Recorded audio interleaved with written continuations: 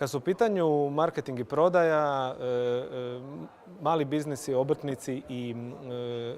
start-upovi najčešće se susreću sa izazovom da barataju malim budžetima.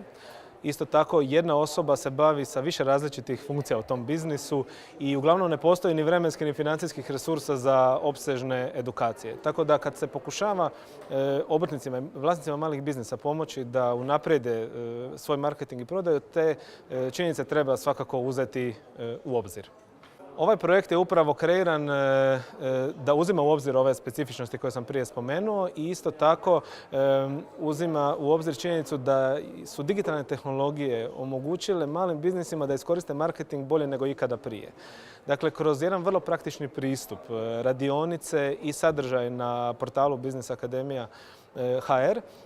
vlasnicima obrta i malih biznisa se pruža inspiracija i informacije kako digitalizirati svoj marketing i prodaju, a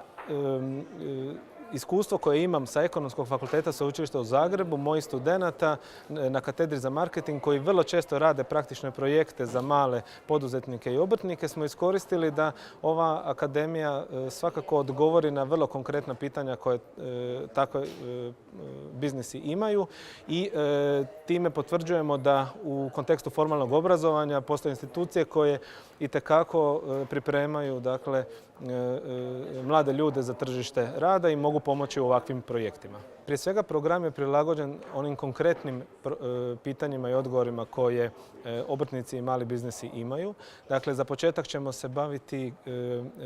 alatima koji omogućuju da se analizira tržište i ponašanje potrošača u digitalnom okruženju. Postoje neki vrlo lako dostupni, jednostavni alati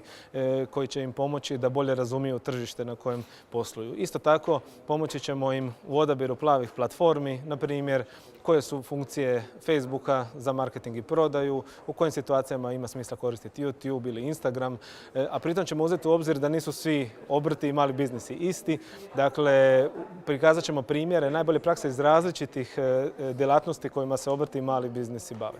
Isto tako, bit će im dane smjernice o